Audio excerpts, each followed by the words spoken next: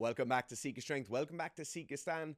My name is Dara, and today we're talking about jump training and plyometrics for hybrid athletes. Now, hybrid athletes are a difficult group to program for, particularly difficult due to the fact that there is not a massive amount of training capital to use up on something like plyometrics, because we're trying to increase our metrics across so many different aspects of fitness at the same time. The first thing we should start off by saying is there are different groups within the hybrid training model. I think the first group, and one of the more obvious groups, is the use of bodybuilding training with some running. So this would be someone like Nick Bare, people out doing 10Ks, half marathon, marathon distance, even ultra distance, while maintaining a lot of muscle mass, while looking good, while being a larger human being.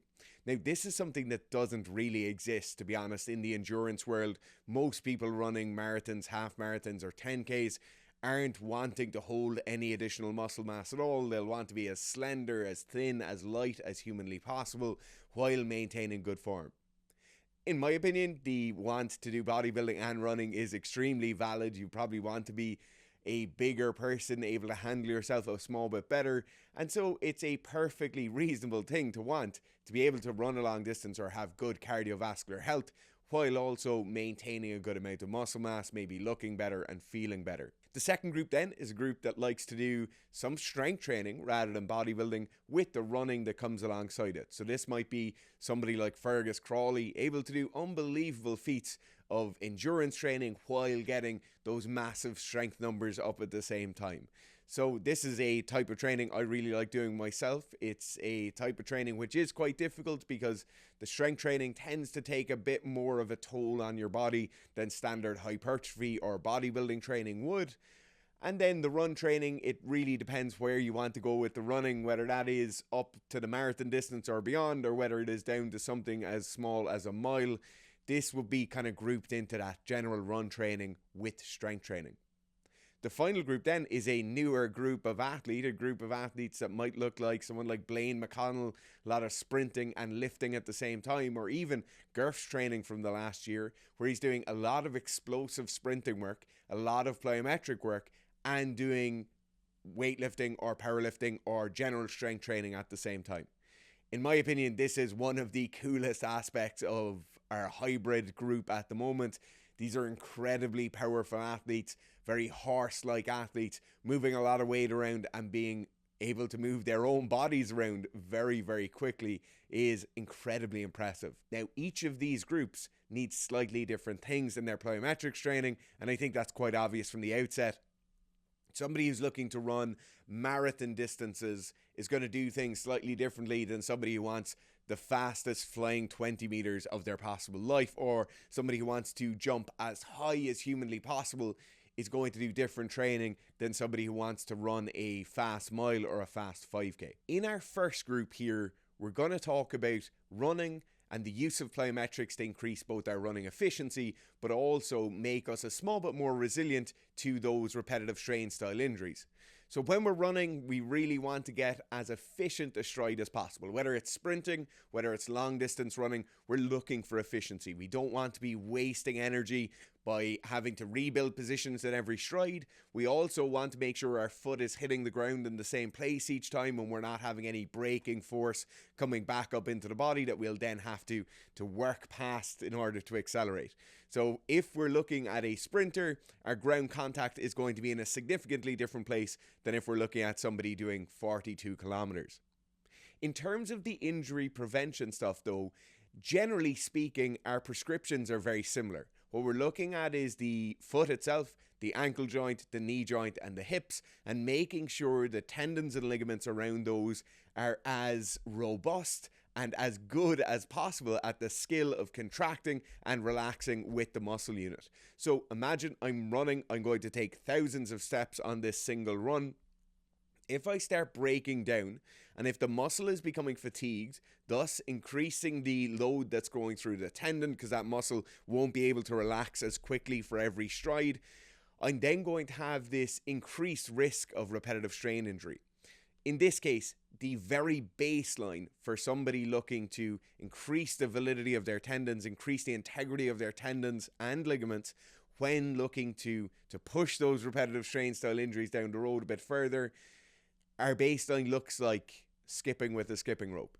It looks like hopping on and off a 5 kilo plate, just building those small repeated hops into our training. I don't think this should come as any surprise to you. Most of you, if you will have played a sport, you will have started off most of your warm-up routines with things very similar to this. Whether it's as simple as jumping jacks in PE class, all the way down to some double unders with a skipping rope or some very fast skipping with a skipping rope. We're looking to develop that same thing, the reactionary strength within those tendons being as good as it can possibly be. The other thing to consider with this group is that due to the already refined and already restricted training protocols that we have with hybrid athletes, we need to figure out what's the total amount of training capital we can give to this.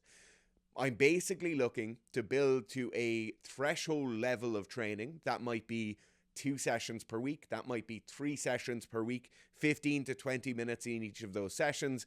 And once I've basically built up to that amount of work, I'm going to hold myself there for the entirety of my training block. This isn't something where I'm going to be aggressively pushing those weights. I'm going to be aggressively pushing the height or length of those jumps. In the case of running, and in the case of using plyometrics for increasing running economy and making myself a small bit more robust against those impact injuries, I'm really looking to just obviously progress up to that initial threshold point. But then once I get there, I'm just holding on to that level of training. Now, we're going to talk about the programming and the implementation of those sessions a small bit later on, but I want you to maintain that idea in your head. If you're bringing in plyometrics for better running economy, maintaining better running shapes later on in those races, we're looking to build to a threshold and hold it then at that threshold. The next group then is the speed, acceleration, and power groups. So whether you're talking about someone like Blaine, someone like Garth who really wants to push their sprinting speed as fast as you possibly can, whether you're looking to get the highest box jump, the longest broad jump, and you're utilizing our plyometric training to get there, you're in a slightly different group. So first thing, we're not going to be building to a threshold level of training. We're going to be progressively overloading our jump training over the course of our training block. We're not just holding ourselves at a very small amount, the kind of minimum viable amount of training. We're really going to be looking to push that as hard as we can. Now, the great thing about plyometric training, speed training, jump training is that we immediately get visual signs of slowing down. And this is the immediate thing where if I'm in a session and jump number 5 is the same as jump number 4, and then suddenly jump number 6, my values drop down by 20%. Maybe it's the speed I'm jumping at if I'm able to measure that. Maybe it's the height I'm jumping to, the distance of the broad jump, whatever it is. Or maybe I start getting a breakdown in my positions on my landings. I immediately stop then. It can, of course, be the case where that was just a bad jump. And so in that case, give yourself one more try. But if your sprint times, your jump distances, your jump heights are coming down, then you immediately stop the session. So in this case, as we're moving through that sprinting or explosive power phase of plyometric training, I'm utilizing this to get faster acceleration off the ground. Maybe I'm utilizing it to get better run times for my high rocks competition. In any case, when you're going through these training sessions, you have that immediate limiting factor. If the jump heights, distances start slowing down, I stop the training session there. So what am I aiming to do during this training phase? Well, what I'm aiming to do is I'm aiming to gradually increase the amount of work I can do per training session. So say on week 1, I can do 5 box jumps to 20 inches, landing in good positions before I then start landing in worse positions, or I'm having to pull my feet up higher to get them onto the box, or I can't then hit the 20-inch box jump on the 6th or 7th set. Once I start slowly progressing that, so maybe once I go to the second session, I don't necessarily increase the amount of sets and reps. I don't necessarily increase the intensity by building a bigger box. What I might do though is I might force myself to land in a higher position. So less flexion at the knees, less flexion at the hip. Then once I've done 2 or 3 of those sessions, I can move on and jump to a higher box, or I can do more volume at that same intensity. And that's the kind of progression we're looking for from week to week. So this is very much along the lines of the same as a squat cycle, the same as a deadlift cycle. I'm pushing it from week to week, ensuring that I'm constantly overloading those systems and looking to progress these values. It is the stark contrast to what we have in the prehab group with the running efficiency. I'm really looking to push it here. Over here, I basically want to build to a certain level and coast across the length of the cycle. So before we move on from this group, then one idea I want to introduce to you is you have to find the level you're at right now. So a lot of us, maybe we've done some sprinting and plyometrics previously. Maybe you played a sport where you did a lot of sprint training in your teens or 20s, and now you want to come back to it. Now, what I want you to do is I want you to spend 5 minutes with a notepad with your phone out, and I want you to think about what your specific needs are. So maybe it's just that you want to bring some jump training in. You enjoy plyometrics, you enjoy moving your body around, and you want to do that in your sessions. That's absolutely perfect. But I want you to have a very specific need in mind. Now, that might be faster 20-meter dash from a 3-point stance. That might be a higher box jump. That might be better at rebounding over hurdles. That might be better standing broad jump. Whatever it is, I want you to have a very specific goal in mind that you can actually then move towards, rather than just kind of add this in as a fun thing to do. We really don't want to think about our training like that. You want to have very specific goals and move towards them. How do we bring this into our training? How do we structure this in our training? What should it look like? The first thing, and this is the first thing we go to with all program writing, with every single one we do, is a needs analysis. At the end of last group, I asked you to just sit down for 5 minutes and think about what you specifically want to get better at. No matter what group of hybrid athlete you're in right now, the needs analysis is the most important thing. No matter what you're programming, but particularly in the plyometrics arena, a needs analysis is vital. If you're somebody and you're 120 kilos and you want to get better at your vertical jump, plyo training is going to be important, but it's not going to be as important as losing 20 kilos will be. If you're somebody who has very, very good acceleration values, but your top end speed is very poor, then you don't need to be doing a load of the really aggressive, maybe weighted plyometrics and stuff like that. You probably need to be working on better sprint shape as you go past.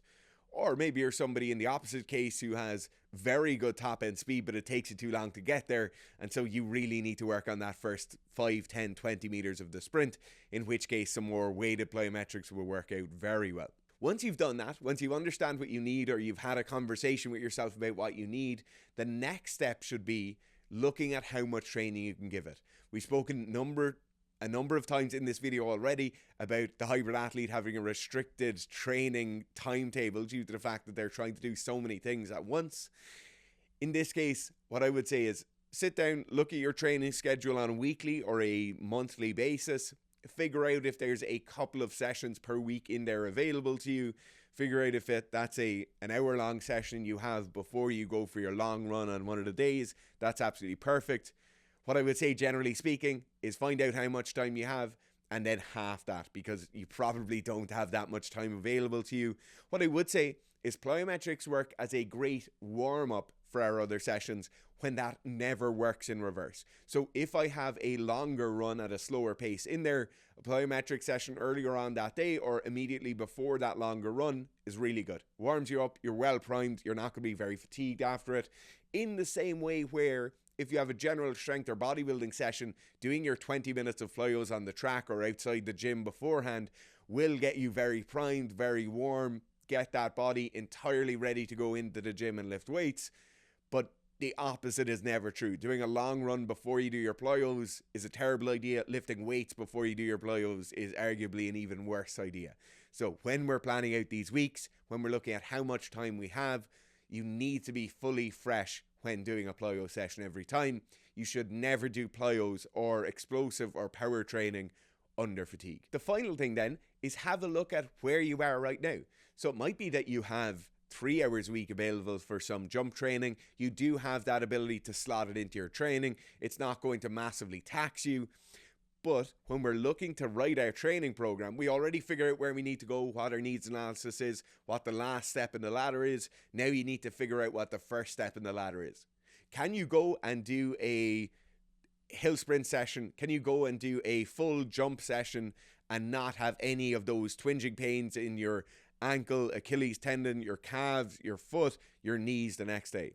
Can you go in and handle a good session where you get a reasonable amount of volume done? Let's say 20 total sets of jumping done over the course of an entire session. Can you handle that without your speeds drastically dropping down? Maybe it's at the case where you really haven't done plyos in a long time and the first few weeks are just going to be practicing your landing mechanics and practicing your jumping mechanics. If that's the case, go and watch last week's video on the introduction to plyometrics. That will give you a really good idea for what you should do and where you should start. Thank you so much for watching this video. As always, please comment if you have any questions down below. We're available, sikastrength@gmail.com if you have any questions. And if you'd like to see the training programs we reference in all of our videos, you can check them out in a 7-day free trial on the Sika Strength app. It's available on iOS and Android. We'd love you to take a look.